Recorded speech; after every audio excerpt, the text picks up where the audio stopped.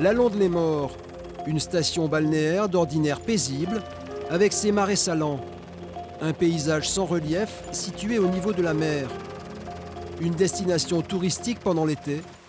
Mais ce jour-là, la ville va connaître l'enfer. Depuis plusieurs jours, un déluge s'abat sur la région. En quelques heures, les rivières sortent de leur lit.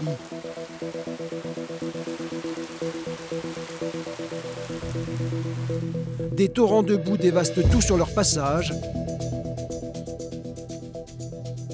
Et des automobilistes sont pris au piège. Sur la base aéronavale, elle aussi battue par les vents, les gendarmes se préparent à décoller. Il faut sauver des personnes en détresse. À bord, Laurent dit Lolo le pilote, Valérie le treuilliste et Christian le plongeur en combinaison orange. Christian est le vétéran du groupe.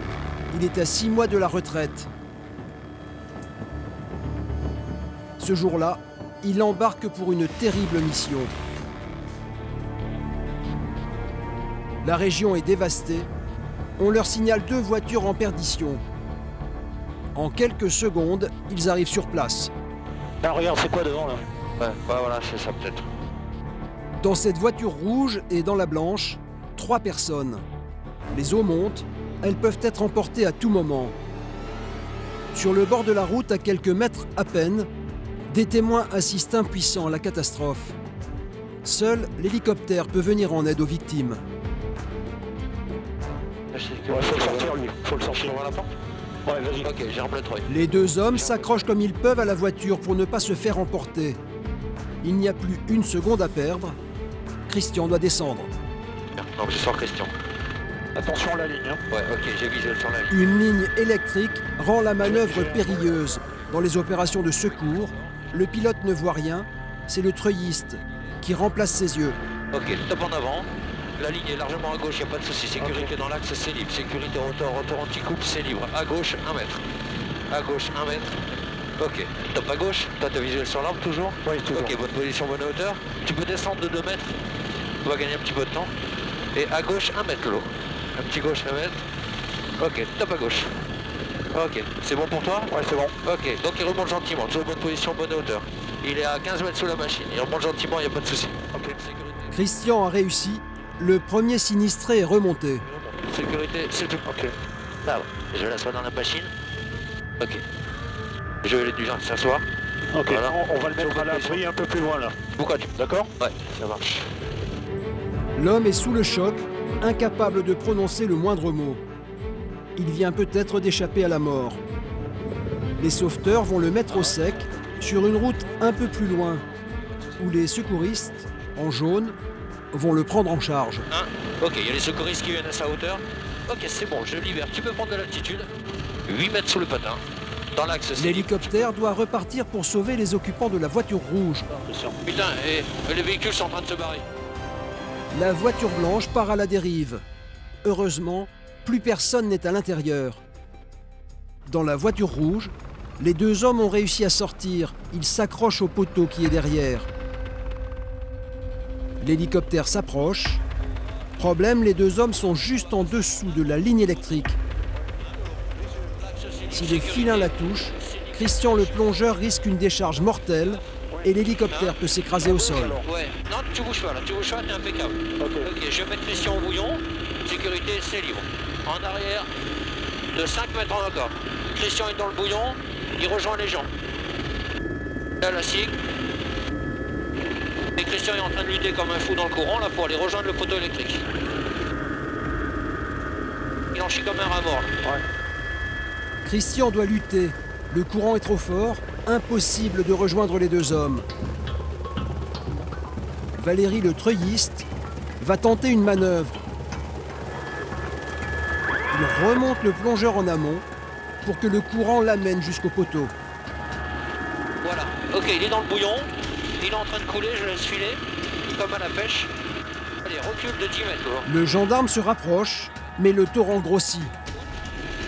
C'est bon pour la ligne. Ok, en arrière pour 5 bons mètres encore. Ok, top. top en arrière. Malgré les fils électriques, le pilote parvient à le rapprocher. Ne recule pas plus, ils sont plus qu'à 1 mètre de sa main. Encore quelques mètres, et le plongeur parviendra à rejoindre les victimes. Bon, ok, il a la main. Donc tu peux reculer. Dans un dernier effort, Christian parvient à rejoindre les deux hommes. Il passe aussitôt la sangle autour d'une des deux victimes. Alors je vais récupérer. Je vais tendre. Voilà, j'y vais gentiment. Un signe au treuilliste, C'est bon. et l'homme est sauvé des eaux. Il remonte gentiment, il est à 15 mètres.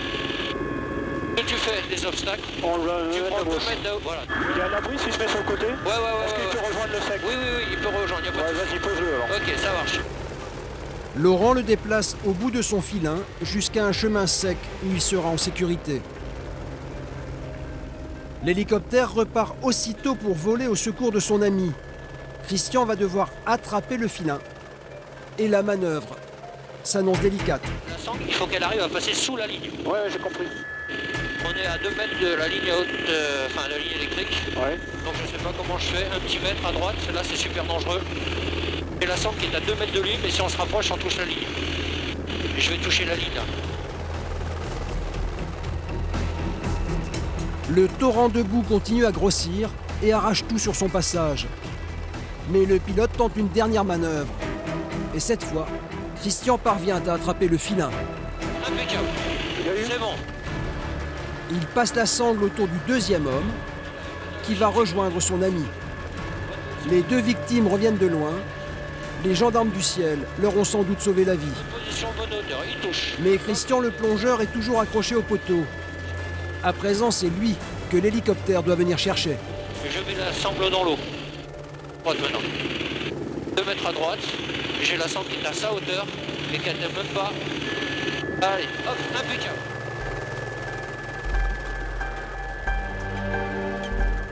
La manœuvre est plus rapide. En quelques secondes, il rejoint l'appareil. Ça marche. Voilà, impeccable. J'assois Christian. Tu peux glisser carrément à gauche de 50 mètres. Oh putain, t'en Il as chié. arrive à 5 mètres. Mais là, c'était chaud, ouais. La ligne en tension, là, putain. Ah, tu m'étonnes. Non, j'ai eu un peu peur quand même quand je t'ai vu partir. Quand ça se rapproche à 1 mètre de la ligne, je commence à me poser des questions. J'ai rarement eu des situations aussi chaudes. Parce que là, si le câble touche, je vous dis pas les dégâts. Quand je vois Christian dans l'eau, qui a la tête dans l'eau et qu'il est emporté par les flots, je me demande s'il va s'en sortir vivant en fait, oui. Et là, on se pose la question. Je le sors pas, voilà. Et après, c'est à l'instant. Bon, enfin bref, bravo. Ouais, on a bien bossé. Pas vraiment le temps de souffler. L'hélicoptère est le seul véhicule à pouvoir circuler à l'Allende-les-Morts. Il va encore être mis à contribution. On va aller voir devant s'il y a encore des gens à sortir. Ouais, ça marche. L'équipage fait un survol de la ville. L'Allende est sous les eaux. Les gendarmes sont sur le point de rentrer quand tout à coup quelque chose attire leur attention. Derrière, il y a du monde sur le toit là. Voilà, ok. Un homme et une femme ont trouvé refuge sur le toit de leur maison. Ah, j'ai vu Christian dehors, en avant pour 15 mètres. La nuit va bientôt tomber. Christian n'hésite pas une seconde. Voilà, ok, c'est bon. Alors, en avant pour 3 mètres. Ok, top en avant. À gauche, 3 mètres. À gauche, 2 mètres. Ok, top, bonne position, bonne hauteur. Sécurité pour moi, c'est libre.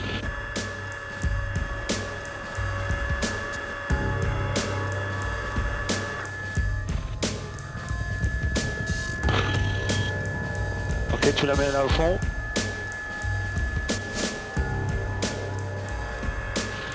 Ok, Christian remonte gentiment.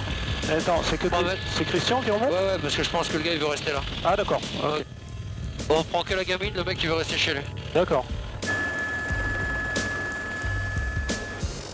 La jeune femme est emmenée seule, au sec, à la caserne des pompiers.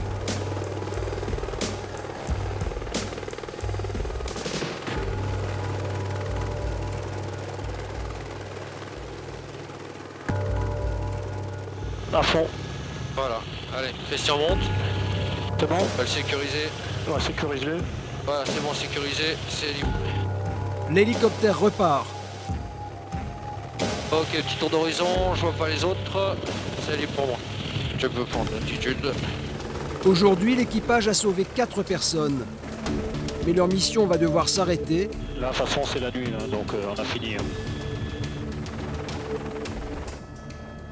Il est dangereux d'élitreuiller la nuit et pour le moment, il n'y a plus personne à sauver.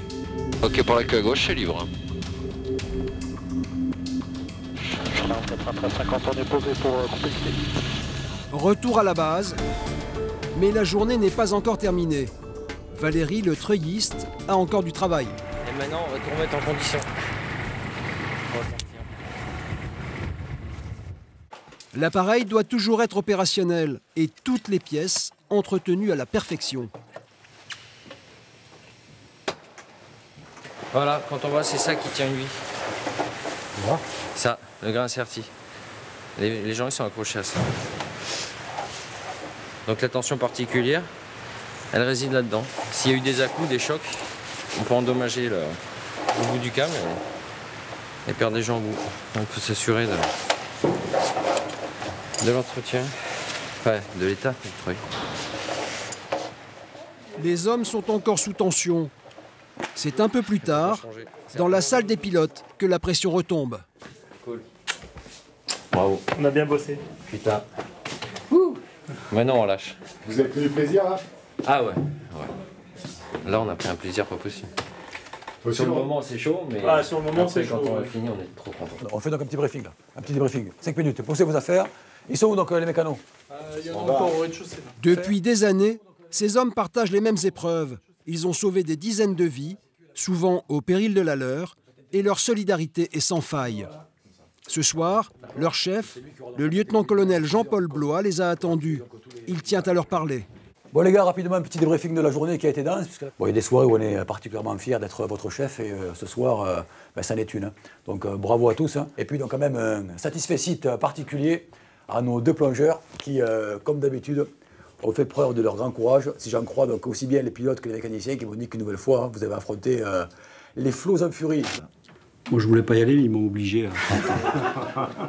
Eh oui, bientôt à la retraite, mais on va le vivre jusqu'au bout. Allez les jeunes. Bien matin, de bonne humeur. D'accord.